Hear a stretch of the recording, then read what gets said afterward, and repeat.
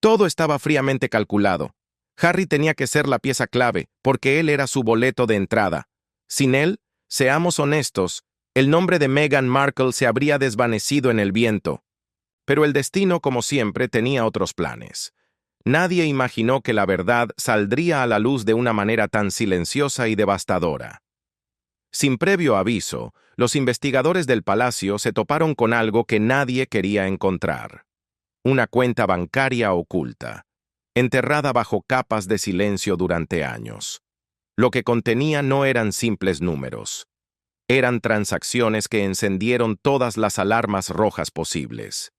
El rey Carlos y el príncipe Guillermo, al ver las pruebas, comprendieron con el corazón pesado que el tiempo de protegerla había terminado.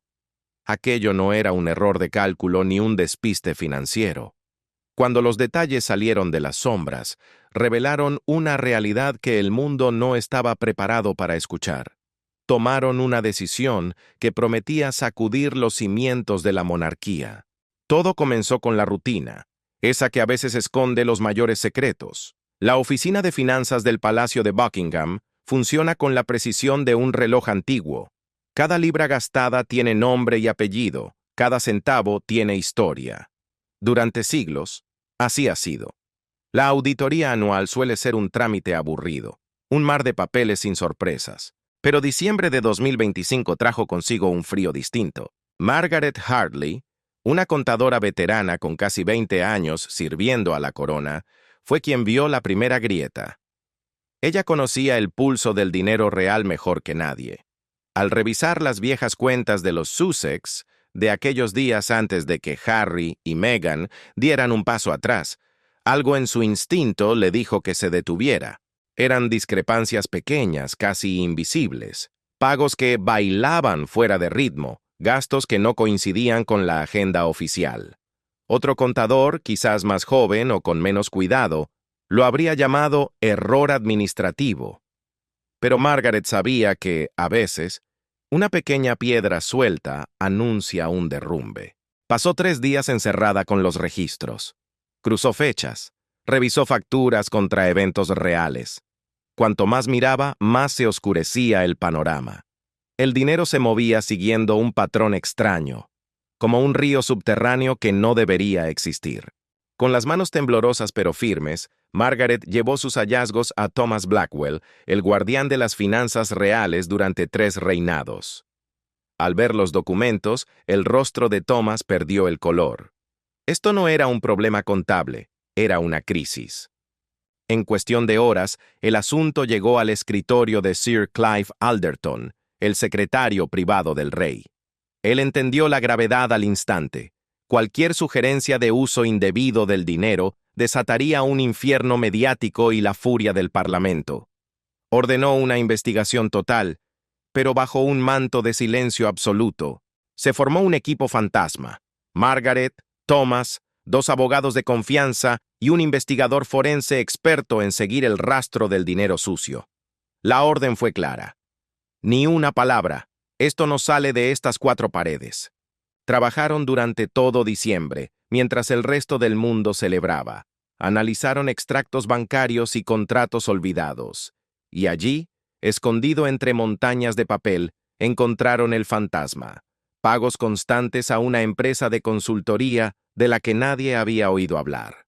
Las sumas eran excesivas, demasiado altas para simples trabajos de relaciones públicas. Sarah Chen, la investigadora principal, tiró del hilo. Descubrió que la empresa estaba registrada en Delaware, un lugar famoso por permitir que los dueños de negocios se escondan en las sombras.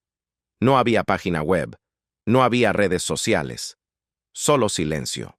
Pero cuando llegaron los registros bancarios de la firma, la verdad golpeó con fuerza. El dinero de la casa de los Sussex no se quedaba allí. Apenas tocaba la cuenta, volaba inmediatamente hacia otra cuenta en el extranjero, en las islas del Canal. El equipo pasó la Navidad trabajando en secreto, trazando mapas de dinero que cruzaban fronteras. Lo que descubrieron fue profundamente inquietante. La cuenta offshore se había abierto a principios de 2019, poco después de la boda real. El dinero empezó a fluir casi de inmediato.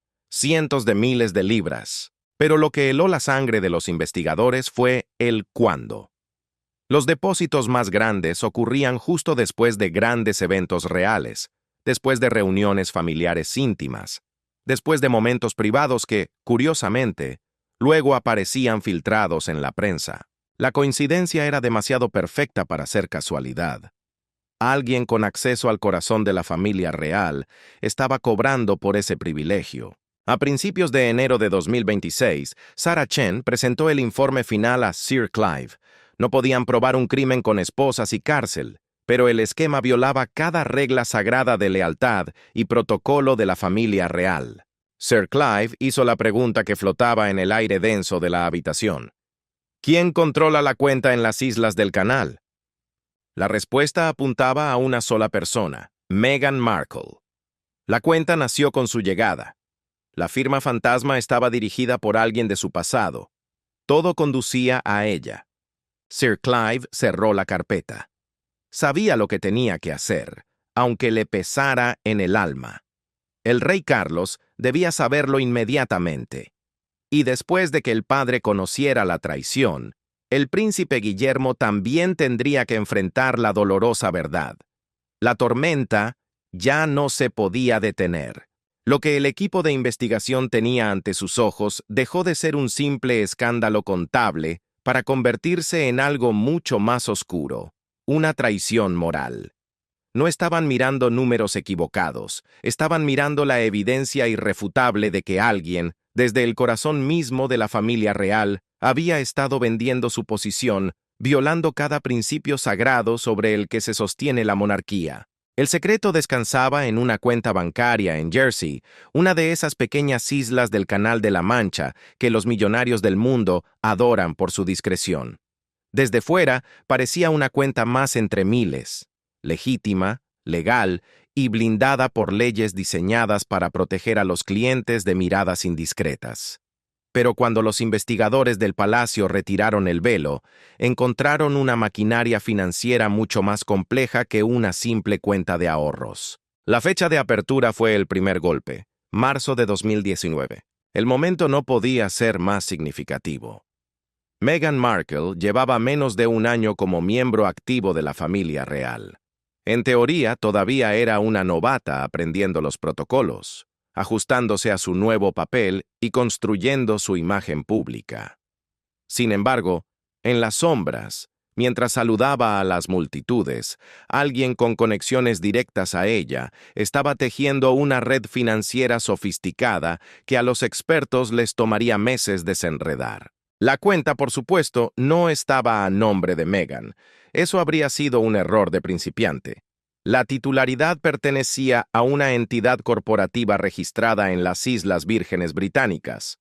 Los dueños de esa entidad, otra empresa, esta vez registrada en Delaware, Estados Unidos. Y para cerrar el círculo de confusión, esa empresa de Delaware estaba gestionada por un fideicomiso con sede en Suiza. Era un diseño de ingeniería financiera brillante.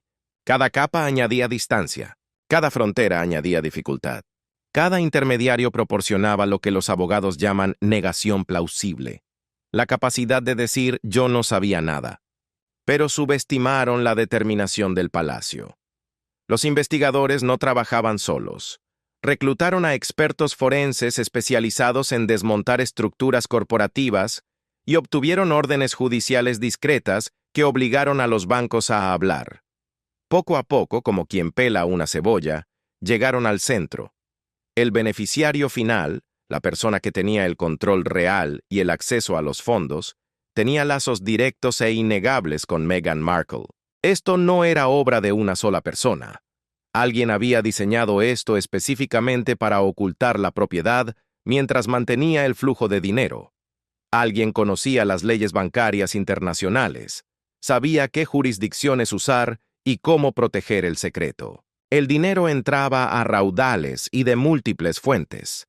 Parte venía de la firma de consultoría Fantasma, pero otros depósitos provenían de empresas de entretenimiento en Los Ángeles, productoras de cine y televisión, y organizaciones de medios dedicadas a las noticias de celebridades. Las cifras variaban, pero siempre eran sustanciales. 10,000 libras aquí, 25,000 allá, a veces hasta 50,000 en una sola transferencia. Pero lo que realmente heló la sangre de los investigadores fue el patrón de tiempo. Los depósitos no eran aleatorios, llegaban en racimos, varios pagos en pocos días, seguidos de semanas de silencio. Y esos racimos coincidían con una precisión aterradora, con eventos reales importantes o filtraciones a la prensa. Un pago grande llegó apenas 3 días después de una reunión familiar privada en Sandringham. Otro depósito significativo apareció poco después de un banquete de Estado, donde Meghan fue fotografiada con líderes mundiales. La conclusión era devastadora. El acceso real estaba siendo monetizado. Alguien daba información o acceso y alguien más pagaba por ello. Las empresas de medios que enviaban el dinero eran las mismas que luego publicaban exclusivas sobre la familia real. El dinero no se quedaba quieto acumulando polvo. La cuenta en Jersey funcionaba como una estación de paso. Los fondos se movían regularmente hacia cuentas en los Estados Unidos y hacia inversiones inmobiliarias en California. El patrón de gasto sugería que alguien estaba construyendo riqueza silenciosamente, diversificando activos y preparando un plan B financiero lejos de Londres. Los asesores legales del palacio miraron las pruebas con gravedad. Sabían que probar un delito en un tribunal sería difícil. Tener cuentas offshore es legal. Recibir pagos es legal. Tener estructuras corporativas complejas es legal. Pero la totalidad del esquema era una violación flagrante de los protocolos reales. Los miembros de la familia no pueden lucrar con sus títulos. No pueden vender acceso a su familia. No pueden ocultar operaciones financieras al palacio. Sir Clive Alderton miró la evidencia esparcida sobre su escritorio. Extractos bancarios, mapas de corporaciones fantasmas, registros de transacciones. La cuenta que nadie sabía que existía había revelado un mundo secreto que amenazaba con destruir la credibilidad de la monarquía. Había llegado el momento más difícil. En una fría mañana de enero, Sir Clive se dirigió al Palacio de Kensington. Llegó sin previo aviso. En su mano llevaba un maletín de cuero gastado, que contenía documentos que el príncipe Guillermo jamás imaginó que tendría que leer. La confrontación privada estaba a punto de comenzar, y nada volvería a ser igual entre los hermanos. La reunión figuraba en la agenda oficial como una simple sesión informativa de rutina, un trámite más en la apretada agenda del príncipe de Gales. Pero en el instante en que Sir Clive Alderton cruzó el umbral, William supo que el mundo estaba a punto de cambiar. No hizo falta decir una palabra. La gravedad en el rostro del secretario privado gritaba que la catástrofe había llegado. Con la frialdad metódica de quien anuncia una tragedia, Sir Clive desplegó la evidencia sobre la mesa de caoba. No eran rumores, ni chismes de pasillo, eran datos duros. La cuenta oculta en el extranjero, la sincronización sospechosa de los pagos, las estructuras corporativas diseñadas como laberintos de humo y espejos, y al final de todo, los hilos que conducían inequívocamente a Meghan. William escuchó en un silencio sepulcral. Su mandíbula se tensaba más con cada nueva revelación, como si estuviera recibiendo golpes físicos en lugar de palabras. Durante años, una voz en su interior le había susurrado que algo no encajaba. Siempre sospechó que las intenciones de Meghan no eran tan puras como parecían. Desde el principio, notó en ella algo calculado, esa manera casi instintiva de actuar ante las cámaras, esa habilidad para posar en las fotos, esa comprensión de la manipulación mediática que superaba incluso a quienes habían nacido bajo los reflectores de la realeza. La mente de William viajó al pasado, a aquella advertencia que le hizo a Harry antes de la boda. Tómate tu tiempo, conócela de verdad. Recordó la explosión de ira de su hermano, las acusaciones de celos y prejuicios. Aquella conversación abrió una grieta entre ellos que nunca terminó de sanar. Harry eligió el amor, o lo que él creía que era amor, sobre la prudencia fraternal. Ahora, sentado frente a la evidencia del engaño financiero, William sentía una reivindicación terrible. Tenía razón, pero la victoria tenía sabor a ceniza en la boca. Los documentos demostraban que Meghan había estado monetizando su posición real casi desde el momento en que se puso el anillo. Mientras sonreía en los bautizos y hablaba de servicio público en los discursos, construía una estructura secreta para enriquecerse. Aceptaba pagos de compañías de entretenimiento mientras asistía a cenas de Estado. Había convertido el acceso a la familia, algo sagrado, en una mercancía vulgar. Y lo había hecho todo mientras Harry, ciego de amor, permanecía ajeno. William formuló la pregunta más difícil, la que le temblaba en los labios. ¿Estaba Harry involucrado? ¿Sabía él de esta cuenta? La respuesta de la investigación fue tajante. No. No había rastro de él. Su nombre no aparecía en las empresas fantasma. El dinero no fluía hacia nada que él controlara. Parecía genuinamente ignorante de las maniobras de su esposa. Aquello hizo que la herida doliera aún más. Harry había sacrificado su relación con su sangre, con su historia, para proteger a Meghan, sin saber que ella estaba traicionando la institución que le dio la vida. La furia de William pedía acción inmediata. Quería confrontar a Meghan, exigir respuestas, obligarla a explicar cada centavo. Pero Sir Clive, con la voz de la experiencia, pidió paciencia. «El rey debe saberlo primero», aconsejó. «Esta decisión es demasiado grande para tomarla solo». William asintió, aunque el fuego le quemaba el pecho. Pensó en todas las reuniones familiares, en las sonrisas falsas al otro lado de la mesa. Todo había sido una actuación, una cortina de humo para ocultar algo mucho más oscuro. Y pensó en Harry, el niño al que protegió tras la muerte de su madre, el hermano que había estado a su lado en los peores momentos. Harry estaba a punto de enfrentarse a una verdad que lo destruiría. Tomó una decisión. Antes de cualquier acción oficial, hablaría con su padre. No como príncipe de Gales a rey, sino como hijo a padre. Porque lo que venía a continuación iba a desgarrar a la familia de una forma de la que quizás nunca se recuperarían. Cuando Sir Clive salió, William se quedó solo en su oficina durante mucho tiempo, mirando a la nada, sintiendo el peso aplastante de la tormenta que se avecinaba. Mientras el drama humano se desarrollaba en los despachos reales, los contadores forenses seguían trabajando con la precisión de cirujanos. Sabían que, en las investigaciones financieras complejas, el diablo está en los detalles.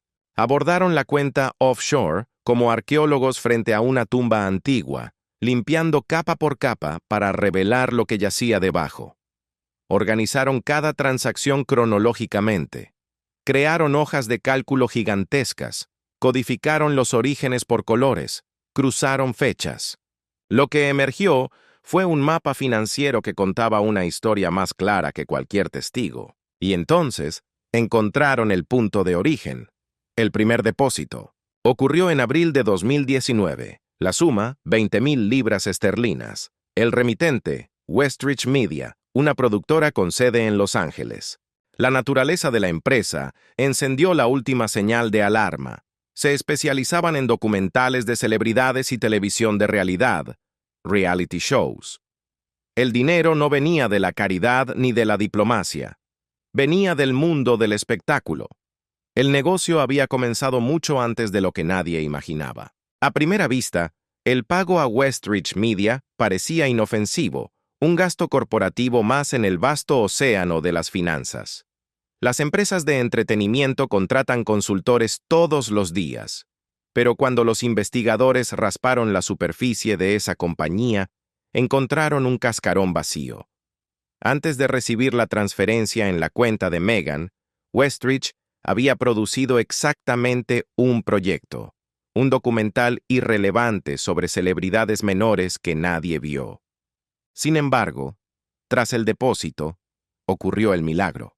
De repente, esa pequeña productora obtuvo acceso exclusivo a antiguos empleados del Palacio de Kensington, personas que habían servido el té y planchado la ropa durante la estancia de Meghan. Ahora estaban dispuestas a contar historias sobre la vida detrás de los muros de palacio. La conexión era imposible de ignorar. Se estaba pagando por el silencio, o peor aún, por el ruido. A medida que avanzaban los meses, los pagos seguían llegando y cada depósito contaba una historia de traición personal. El patrón era de una precisión casi quirúrgica. El incidente de Windsor. Días después de una cena familiar privada en el castillo de Windsor, una empresa matriz de un tabloide británico depositó 15,000 libras. Esa misma semana, el tabloide publicó una exclusiva explosiva sobre las supuestas tensiones entre Meghan y Catherine, Kate Middleton. El artículo contenía detalles tan específicos, frases dichas, gestos hechos, que solo alguien presente en esa mesa podía haberlos filtrado. La campaña de imagen. En junio de 2019, llegaron 35,000 libras de una firma de relaciones públicas estadounidense. 2 semanas después, como por arte de magia, varias revistas importantes publicaron perfiles aduladores sobre Meghan. Todos usaban el mismo lenguaje, todos repetían los mismos puntos de conversación. Su influencia modernizadora, su compromiso progresista. No era periodismo, era una campaña pagada, diseñada para eclipsar al resto de la familia. El precio de la intimidad. Quizás lo más perturbador fue el hallazgo de pagos vinculados a fotografías privadas. Bautizos, bodas, reuniones navideñas, momentos sagrados que pertenecen a la esfera íntima. Sin embargo, cuando esas fotos se filtraban a la prensa, aparecía un pago en la cuenta de Jersey. Las tarifas oscilaban entre 10,000 y 25,000 libras, dependiendo de la exclusividad de la imagen. La intimidad de los Windsor se había convertido en mercancía. Pero el dinero no se quedaba estancado. Las transacciones de salida revelaron una verdad aún más dolorosa para la institución. Los fondos fluían hacia Estados Unidos, inversiones inmobiliarias en California, carteras de acciones en Nueva York y negocios de entretenimiento. Meghan estaba construyendo una base financiera totalmente separada de Harry y de la corona. Estaba usando el dinero obtenido al monetizar su posición real para financiar su futura independencia. La prueba definitiva de esta premeditación fue un pago de 50,000 libras a un bufete de abogados en Los Ángeles. La fecha coincidía exactamente con el periodo en que Meghan y Harry estaban negociando su paso atrás en los deberes reales, el llamado Megxit. Ese bufete se especializaba en contratos de entretenimiento y derechos de imagen. La conclusión era devastadora. Meghan estaba planeando su huida mientras aún fingía servir a la reina, usando dinero de dudosa procedencia para pagar a los arquitectos de su salida. La situación era insostenible.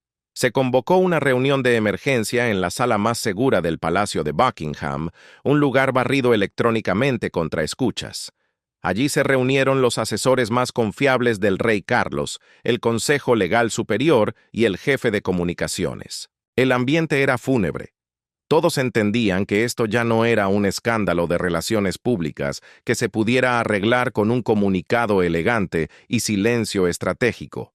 Esto era una amenaza existencial. Sir Clive Alderton tomó la palabra.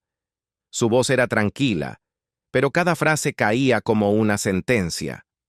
Tenemos evidencia de que un miembro de la familia real ha estado vendiendo acceso e información durante años, dijo. Los montos ascienden a cientos de miles de libras. La sofisticación de la operación sugiere una planificación deliberada, no errores inocentes. Fue entonces cuando los abogados expusieron la cruda realidad. El instinto natural era despojarla de todo, cortar los lazos inmediatamente. Pero retirar un título real no es un trámite administrativo, es un campo minado constitucional que rara vez se ha pisado en tiempos modernos. Si actuamos, advirtió un asesor legal, entramos en territorio desconocido. Hay cuestiones de jurisdicción, de debido proceso. Y lo más importante, ¿qué evidencia es legalmente admisible para justificar un paso tan drástico sin parecer tiranos? Otro asesor señaló el peligro más inminente. Meghan no se quedaría callada. Podría impugnar cualquier decisión en los tribunales, convirtiendo un asunto privado y doloroso en una batalla legal pública y sangrienta. El equipo de comunicaciones ofreció un pronóstico igual de sombrío. Si el palacio se mueve contra ella ahora, ella responderá con fuerza máxima. Ha demostrado ser una maestra en la manipulación de la opinión pública. Se pintará como la víctima, y nosotros seremos los villanos vengativos. El rey y sus hombres se encontraban en una posición imposible. Sabían la verdad, tenían las pruebas, pero estaban atados de manos por el mismo sistema que intentaban proteger. El palacio se encontraba en un callejón sin salida estratégico, una trampa perfecta de la que parecía imposible escapar sin cicatrices. Los asesores de comunicación lo sabían mejor que nadie. Meghan tenía una ventaja táctica formidable. Contaba con conexiones mediáticas poderosas y, lo más importante, con la simpatía de gran parte del público, especialmente en Estados Unidos. Allí, la narrativa estaba escrita en piedra. Ella era la víctima de una institución intolerante, rígida y arcaica. Cualquier movimiento en su contra, por justificado que estuviera legalmente, sería inmediatamente reempaquetado como persecución. No importaban las pruebas, no importaban los extractos bancarios. El titular sería «El Palacio ataca de nuevo». Sin embargo, la inacción era un suicidio lento. Si la cuenta oculta salía a la luz a través de una filtración, o peor, mediante una investigación periodística externa, el palacio parecería cómplice. Se verían arrastrados al fango, acusados de encubrir irregularidades financieras. Los miembros del Parlamento exigirían auditorías sobre la subvención soberana, el dinero de los contribuyentes que financia a la monarquía. La frágil confianza pública, que es el único pilar real de la institución, podría colapsar definitivamente. En medio de la tensión, un asesor sugirió una tercera vía, una negociación silenciosa. «Presentemos las pruebas en privado», propuso. «Exijamos que devuelva el dinero y que prometa no volver a usar sus títulos para lucro comercial. A cambio, el palacio no buscará cargos criminales ni exposición pública. Sellamos el asunto y seguimos adelante». El príncipe William, invitado a la reunión por petición expresa de su padre, rechazó la idea con una vehemencia que heló la sala. «Negociar es darle poder», argumentó William. «Si le ofrecemos un trato, le estamos dando la palanca para chantajearnos». Para el heredero la situación era clara. Meghan usaría cualquier negociación como munición. Podría amenazar con hacer públicas sus propias acusaciones, fabricar historias de abuso o intolerancia y convertirse en una mártir mientras pintaba a la familia como villanos desesperados por callarla. «El apaciguamiento no funcionará», sentenció William, «porque ella ya ha demostrado que no tiene lealtad a la sangre ni respeto por la institución». Había otro temor que rondaba la habitación, uno que nadie quería nombrar en voz alta. ¿Qué pasaría con Harry? Despojar a Meghan de sus títulos o exponerla públicamente equivalía a declararla culpable de mala conducta grave. Eso obligaría a Harry a elegir, una vez más, entre su esposa y su familia. Y todos sabían cuál sería su elección. La grieta que ya separaba a los hermanos se convertiría en un abismo insalvable. Perderían a Harry para siempre. El rey Carlos había permanecido en silencio durante la mayor parte del debate, escuchando los argumentos legales y las estrategias de relaciones públicas. Pero entonces, alzó la voz. Reconoció el dolor inmenso que esto causaría a su hijo menor. Admitió que se avecinaba una pesadilla mediática, pero luego, con una calma que cambió la energía de la sala, recordó a todos por qué estaban allí. «La monarquía no sobrevive por su poder», dijo el rey, «sobrevive por sus principios. Durante siglos, la corona ha afirmado representar el deber, el servicio y el honor por encima del beneficio personal. Si permitimos que alguien monetice el acceso real sin consecuencias, traicionamos todo lo que decimos defender. La institución se convertiría en un fraude, y una vez que la gente cree que eres un fraude, ninguna gestión de crisis puede salvarte». Las pruebas eran abrumadoras. El comportamiento indefendible.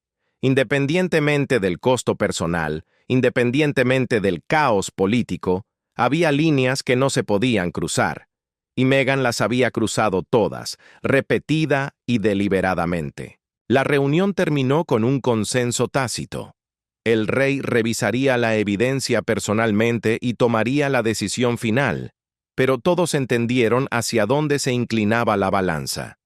La posición imposible del palacio estaba a punto de convertirse en una elección definitiva. El rey Carlos se aisló. Durante 3 días, canceló su agenda, despidió a su personal y se encerró en su estudio privado en Clarence House. Sobre su escritorio, organizados en pilas ordenadas, descansaban los documentos de la traición, extractos bancarios, registros corporativos, listas de transacciones. Cada página era una puñalada. Leyó todo una y otra vez. En el fondo de su corazón de padre, buscaba desesperadamente una excusa, una explicación que hiciera el daño menos terrible. Quizás fue mal aconsejada, pensaba. Quizás no entendió las reglas. Buscaba un contexto que transformara la malicia en error. Pero cuanto más leía, menos plausibles eran esas esperanzas. La sofisticación de la ingeniería financiera no dejaba lugar a dudas. Aquello no era ignorancia. Alguien había creado capas de empresas fantasma para ocultar la propiedad. Alguien había sincronizado los pagos con la agenda real. Alguien había puesto precio a los momentos familiares más sagrados. Y ese alguien era su nuera. Durante esos 3 días, el pensamiento de Charles volvía constantemente a Harry, su hijo menor, siempre tan vulnerable, siempre buscando un lugar al que pertenecer tras la pérdida temprana de su madre. Meghan le había ofrecido a Harry lo que él más deseaba, una compañera que parecía entenderlo, que le prometía una vida lejos de la asfixiante pecera real. Harry había elegido esa promesa sobre las advertencias de su propia sangre. Ahora, Charles tenía la tarea más dolorosa de su vida, decirle a su hijo que la mujer que amaba, la madre de sus nietos, había estado utilizando a la familia como un cajero automático. El rey sabía lo que vendría. Harry defendería a Meghan. Se negaría a creer en las pruebas. Acusaría a su padre y a su hermano de conspiración. La conversación destruiría la poca conexión que aún quedaba entre ellos. Pero el rey cerró la carpeta. La decisión estaba tomada. La decisión traería un silencio eterno entre padre e hijo, eso era seguro. Pero en la soledad de su estudio, el rey Carlos III no solo pensaba en Harry. Su mente estaba fija en William, su heredero, el futuro de la monarquía. William les había advertido a todos antes de la boda.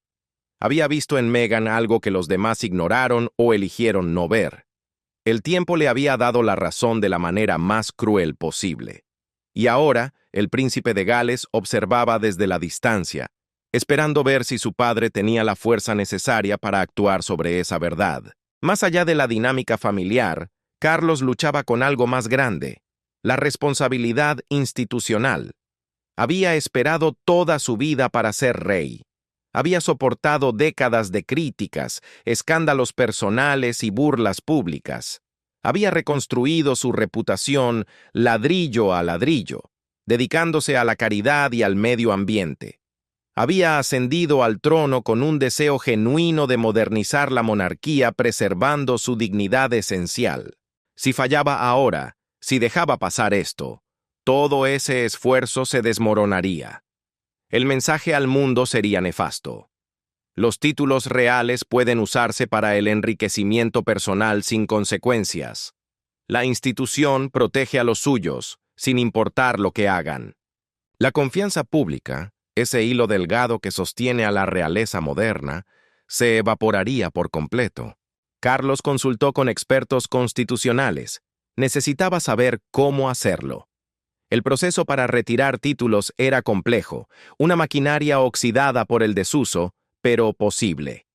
Tenía 2 caminos: solicitar al Parlamento que despojara los títulos mediante una ley, o emitir una patente real, utilizando su prerrogativa como soberano. Ambos caminos serían públicos, controversiales y dolorosos. Pero ambos eran legalmente sólidos. Sin embargo, la consulta más importante no fue con un abogado, sino con Dios. Se reunió en privado con el arzobispo de Canterbury. No buscaba consejo legal, sino paz para su conciencia. ¿Es correcto humillar públicamente a Meghan, incluso si sus acciones merecen castigo? Preguntó el rey. ¿Existe una manera de actuar con justicia manteniendo la misericordia? El arzobispo le ofreció una verdad dura pero necesaria. La misericordia sin rendición de cuentas no es verdadera misericordia, Majestad. Eso solo permite que el mal continúe y daña a otros. Al cuarto día, Carlos emergió de su estudio. Su rostro estaba marcado por el cansancio, pero su mirada era firme. Llamó a Sir Clive Alderton y dio instrucciones claras y definitivas. Los títulos de Meghan serán retirados formalmente, pero hubo una condición innegociable. Antes de cualquier anuncio público, antes de que la prensa oliera la sangre, Harry debía saberlo. Y debía saberlo por su padre, no por un comunicado frío del palacio. Carlos decidió escribirle a Harry personalmente. Se sentó en su escritorio antiguo, con su pluma fuente y el papel con el membrete real. Eligió cada palabra con el cuidado de quien sabe que esta podría ser la última comunicación significativa que tendría jamás con su hijo menor. La carta tardó horas en escribirse. El suelo se llenó de borradores arrugados y descartados. El rey luchaba por encontrar el equilibrio imposible entre la honestidad brutal y la compasión paternal. La misiva comenzaba con una declaración de amor incondicional. Carlos escribió que, sin importar lo que sucediera después, Harry siempre sería su hijo, que nada podía romper el lazo de sangre, ni siquiera cuando ese lazo se estiraba hasta romperse por circunstancias imposibles. Recordó momentos de la infancia de Harry, instantes de alegría pura que nada tenían que ver con coronas o deberes, solo un padre y un hijo riendo juntos. Luego, la tinta cambió de tono. Carlos pasó al doloroso presente. No usó eufemismos. No suavizó la verdad. Explicó que los investigadores del palacio habían descubierto irregularidades financieras graves conectadas directamente a Meghan. Describió la cuenta offshore. Describió los pagos sospechosos. Describió la sincronización perfecta con los eventos reales. Le escribió claramente: la evidencia apunta a una monetización sistemática del acceso real y de la información privada. Carlos escribió que entendía lo difícil que sería para Harry aceptar esto. Reconoció que Harry amaba a Meghan, que habían construido una vida, que compartían hijos. No le pedía que dejara de amar a su esposa, pero le pedía, como hombre y como príncipe, que mirara la evidencia objetivamente y entendiera por qué el rey debía actuar. La decisión estaba escrita en papel. Meghan perdería sus títulos reales. Ya no podría usar el estilo de duquesa ni el tratamiento de su Alteza Real. Esto no es una venganza personal, escribió Carlos. Es una necesidad institucional. La monarquía no puede permitir que sus miembros lucren con sus posiciones. La carta terminaba ofreciendo a Harry una elección, quizás la más difícil de su vida. 1. Podía pararse junto a Meghan, defender lo indefendible y aceptar un distanciamiento permanente y total de la familia real. 2. O podía reconocer la verdad de lo que su esposa había hecho, trabajar con la familia para solucionarlo y comenzar el lento y doloroso proceso de reconstruir la confianza. Ninguna opción es fácil, hijo mío, pero ambas están disponibles para ti. Carlos firmó la carta con una última expresión de amor. Le recordó que siempre sería su padre, que siempre estaría disponible si Harry quería hablar, que siempre mantendría la esperanza de una reconciliación. Pero la última línea dejaba claro que, aunque el corazón del padre estaba abierto, la mano del rey no temblaría. La decisión era final. Cerró el sobre, lo selló con cera y lo entregó para ser enviado por mensajero diplomático urgente. La suerte estaba echada. Ahora venía la parte más difícil: vivir con las consecuencias. La evidencia era tan abrumadora que la institución exigía protección, pero el corazón del rey aún latía por su hijo. Carlos selló la carta personalmente con cera roja, un gesto antiguo para una sentencia moderna. No confió en el correo ordinario. Organizó un mensajero diplomático para llevar la misiva hasta la residencia de los Sussex en California. La instrucción fue clara y estricta: solo en manos del príncipe Harry. Ni personal de servicio, ni guardias de seguridad, ni asistentes. El rey quería asegurarse de que su hijo recibiera el golpe en privado, dándole el respeto del tiempo para procesar la traición antes de que el mundo se le viniera encima. La carta llegó un martes por la tarde. El sol de California brillaba con esa intensidad despreocupada típica de la costa oeste, contrastando cruelmente con la tormenta que viajaba en ese sobre. La seguridad llamó a Harry a la puerta principal. El mensajero esperaba, inmóvil. Harry firmó el recibo. Al instante, reconoció la caligrafía de su padre en el sobre grueso de color crema. Sintió un vacío repentino en el estómago, ese instinto primario que advierte del peligro. Las buenas noticias no llegan por mensajería diplomática, sellada bajo el rótulo de privado y confidencial. Se encerró en su oficina y echó el cerrojo. A medida que sus ojos recorrían las páginas, su rostro se transformó. Pasó de la confusión a la incredulidad, y de la incredulidad a una ira volcánica. Leía los párrafos una y otra vez, buscando desesperadamente un error, una mala interpretación.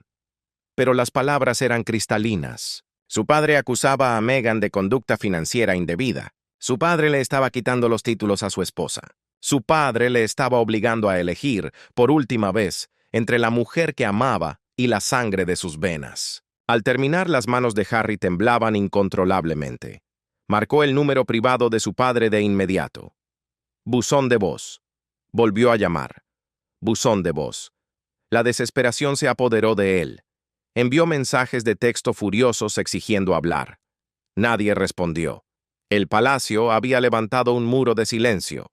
Finalmente, horas más tarde, cuando la noche ya había caído sobre Londres, el rey Carlos devolvió la llamada. La conversación duró menos de 10 minutos, pero bastó para romper lo poco que quedaba de su relación. Harry gritó. Su voz se quebró acusando a su familia de persecución, de odio, de inventar mentiras para destruir a Meghan. Carlos, al otro lado de la línea, mantuvo una calma dolorosa y estoica. «La evidencia es concluyente, hijo», repitió el rey. «Esto no se trata de sentimientos personales ni de intolerancia. Se trata de irregularidades financieras documentadas». Harry exigió que se detuviera la investigación. Carlos respondió con la fatalidad de un juez. «Ya está terminada. La decisión está tomada». La llamada terminó con Harry pronunciando palabras que, en el silencio de los años futuros, lamentaría profundamente. Con la voz llena de veneno y dolor, le dijo a su padre: «Elijo a Meghan. Estaré con ella sin importar las mentiras que invente el palacio. Has perdido a tus 2 hijos hoy». Harry colgó. El hilo invisible que unía al padre y al hijo se cortó, quizás para siempre. El palacio programó el anuncio para las 10:00 de la mañana del jueves. La hora fue elegida con precisión militar, lo suficientemente temprano para dominar el ciclo de noticias de todo el día, pero lo suficientemente tarde para asegurar que todas las redacciones de Londres estuvieran llenas. El equipo de comunicaciones había pasado días sin dormir, puliendo el comunicado. Cada adjetivo, cada coma, había sido revisada por abogados. El objetivo era un equilibrio imposible, ser transparentes sobre el castigo, pero lo suficientemente vagos para evitar una demanda por difamación. A la hora señalada, se presionó el botón. El comunicado salió simultáneamente en todos los canales oficiales, el sitio web real, las redes sociales y transmisión directa a los periodistas acreditados. Segundos después, los teléfonos empezaron a sonar en las redacciones de todo el planeta. Los editores gritaban instrucciones. Los productores de televisión interrumpían la programación regular. «Tenemos una última hora. Corten la emisión». Era la historia real más grande en décadas. El comunicado era breve, pero devastador en su formalidad. Confirmaba que, tras una revisión financiera exhaustiva, se habían identificado serias preocupaciones sobre la conducta de la duquesa de Sussex durante su tiempo como miembro activo de la familia. La nota señalaba fríamente que estas preocupaciones se relacionaban con arreglos financieros que violaban los protocolos establecidos. Y entonces, el golpe final. Su Majestad el Rey ha tomado la decisión de retirar los títulos y tratamientos reales previamente ostentados por la duquesa. Con efecto inmediato, ya no utilizará el título de Su Alteza Real ni será referida como la Duquesa de Sussex. El comunicado fue una obra maestra de la ambigüedad legal. No mencionaba la cuenta offshore en Jersey. No detallaba los pagos de las productoras. No nombraba a las empresas fantasma. Los abogados habían sido tajantes. Las acusaciones específicas desencadenarían demandas. La declaración debía ser lo suficientemente grave para justificar una acción sin precedentes, pero lo suficientemente opaca para proteger a la corona legalmente. El párrafo final expresaba pesar por las circunstancias y reafirmaba el compromiso de la familia con la integridad. No habrá más comentarios por el momento, concluía el texto. La reacción fue instantánea y explosiva. Una bomba nuclear mediática. Los presentadores de noticias luchaban por mantener la compostura mientras leían el anuncio. Corresponsales reales con 40 años de experiencia decían ante las cámaras, atónitos, que jamás habían visto algo así. Las redes sociales se convirtieron en un campo de batalla. Los hashtags de apoyo y condena se dispararon al mismo tiempo. Para la mitad del mundo, el rey había actuado con justicia para proteger la institución. Para la otra mitad, aquellos que defendían a Meghan, esto era la prueba definitiva de que la familia real era racista, cruel y vengativa.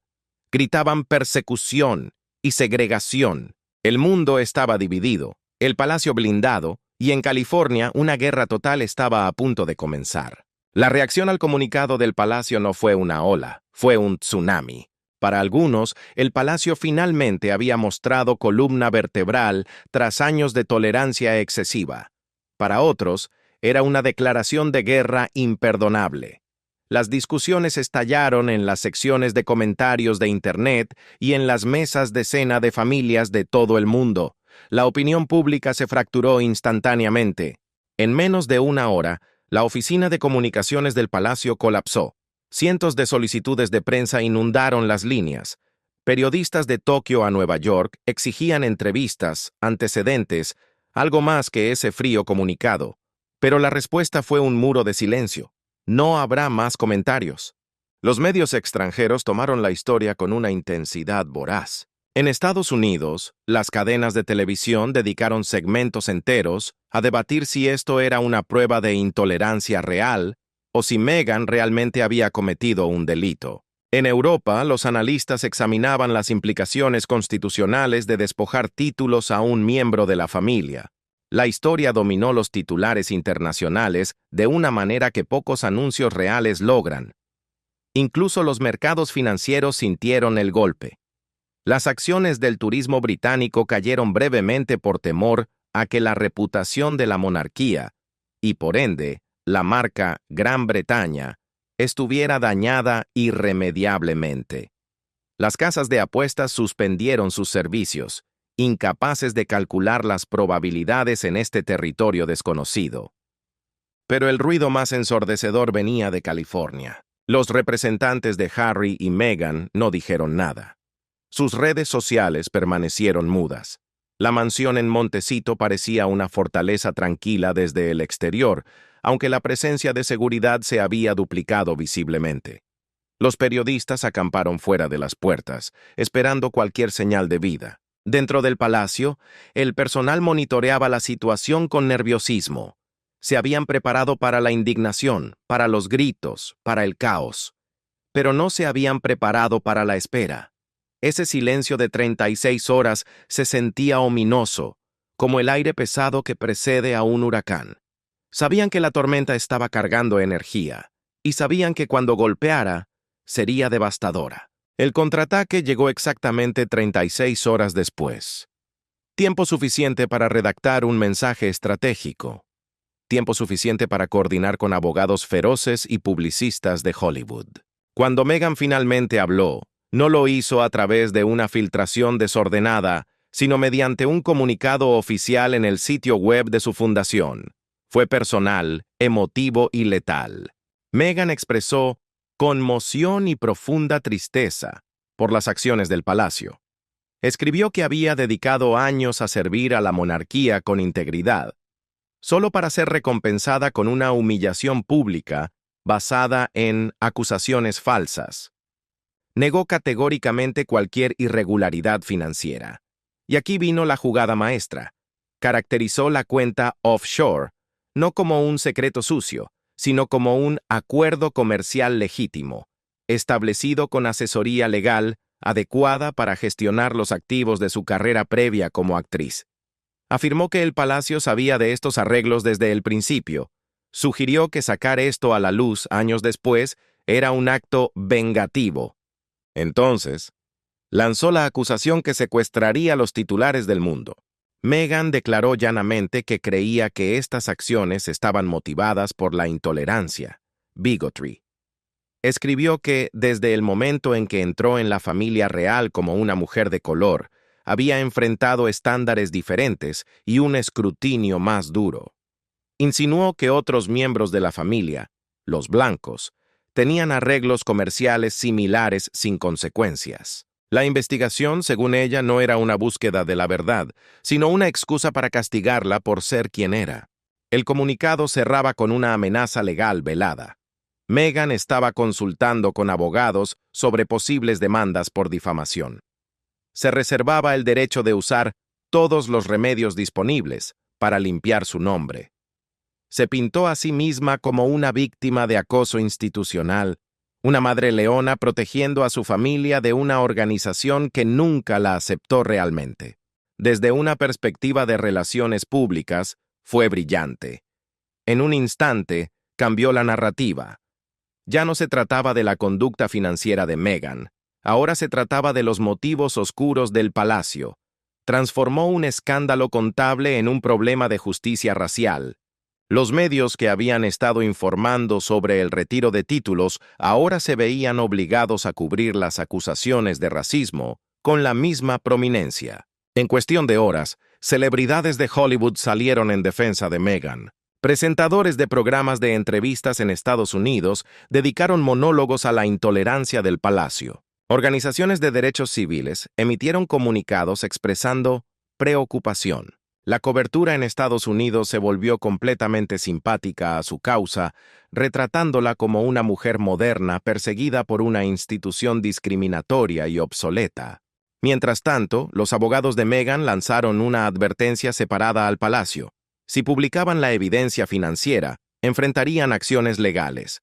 Argumentaron que los registros bancarios eran privados y que publicarlos constituiría acoso. Era un jaque mate. Me acusan, pero si muestran las pruebas, los demando por violar mi privacidad. Finalmente, apareció Harry. Publicó un mensaje de video en redes sociales. Se veía exhausto, pálido, pero desafiante. Mirando directamente a la cámara, declaró que apoyaba a su esposa completamente. Acusó a su familia de usar las mismas tácticas contra Meghan que habían usado contra su madre, la princesa Diana. No permitiré que la historia se repita, dijo con voz temblorosa. El palacio de Buckingham se enfrentaba exactamente a la pesadilla que más temían. La evidencia sólida de mala conducta financiera estaba siendo enterrada bajo una montaña de acusaciones de racismo y victimización. La verdad de los números se estaba asfixiando bajo el peso de la emoción. La marea parecía imparable. Mientras Gran Bretaña seguía dividida, la simpatía internacional se inclinaba peligrosamente hacia Meghan. Su contraataque había sido devastadoramente efectivo, utilizando el escudo de la victimización para desviar la atención de las finanzas. Pero el Palacio de Buckingham, una institución que ha sobrevivido 1000 años de guerras y escándalos, no había jugado todas sus cartas. Habían anticipado la acusación de intolerancia, habían previsto la narrativa de la persecución, y para ello tenían preparada una respuesta que no necesitaba adjetivos ni portavoces.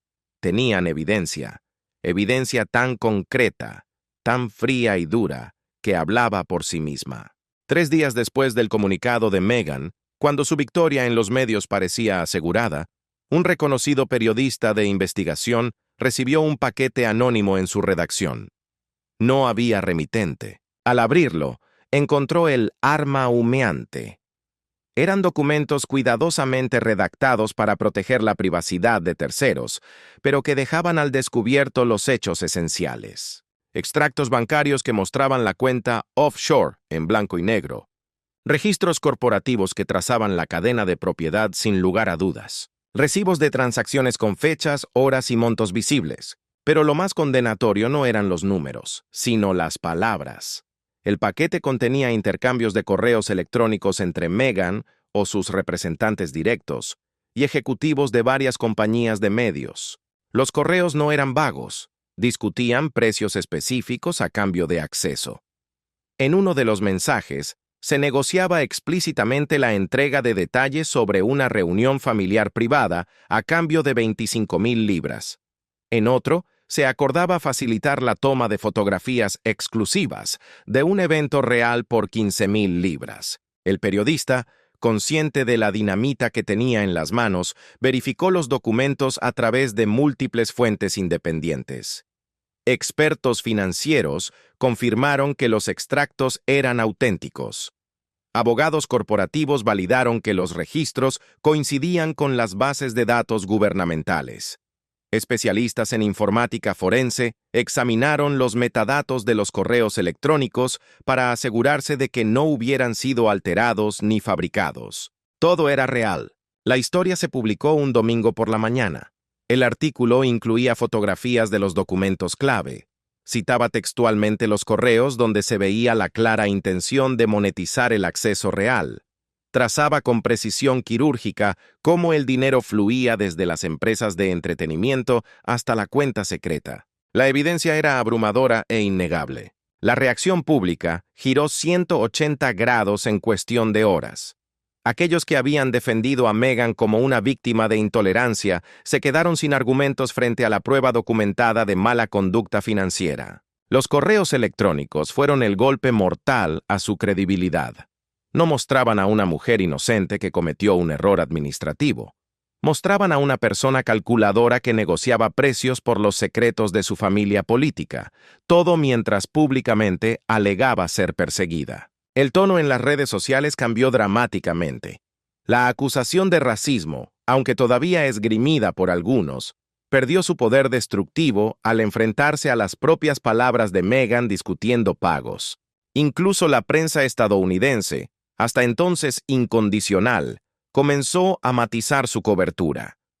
Los presentadores de televisión que habían condenado el retiro de títulos tuvieron que reconocer con incomodidad que la evidencia planteaba serias dudas éticas. El equipo legal de Meghan emitió un comunicado breve y defensivo, alegando que los documentos habían sido obtenidos ilegalmente y que su publicación violaba las leyes de privacidad. Pero el daño ya estaba hecho. La defensa técnica, esto es ilegal, no podía borrar la verdad moral. Esto es cierto.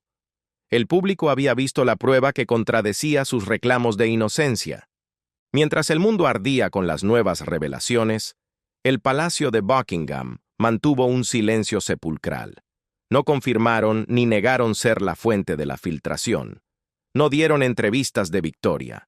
Simplemente dejaron que los documentos hablaran. Habían aprendido que, a veces, la respuesta más poderosa es no decir nada en absoluto. La verdad había emergido, y era exactamente lo que el rey Carlos había dicho desde el principio. Meghan había monetizado su posición sistemática y deliberadamente. La cuenta oculta no era un acuerdo comercial legítimo, era la evidencia física de una traición profunda. La institución había sido protegida, pero el costo familiar fue total. La monarquía prevaleció, pero la familia se rompió para siempre, se rompió para siempre, se rompió para siempre, se rompió para siempre, se rompió para siempre, se rompió para siempre, se rompió para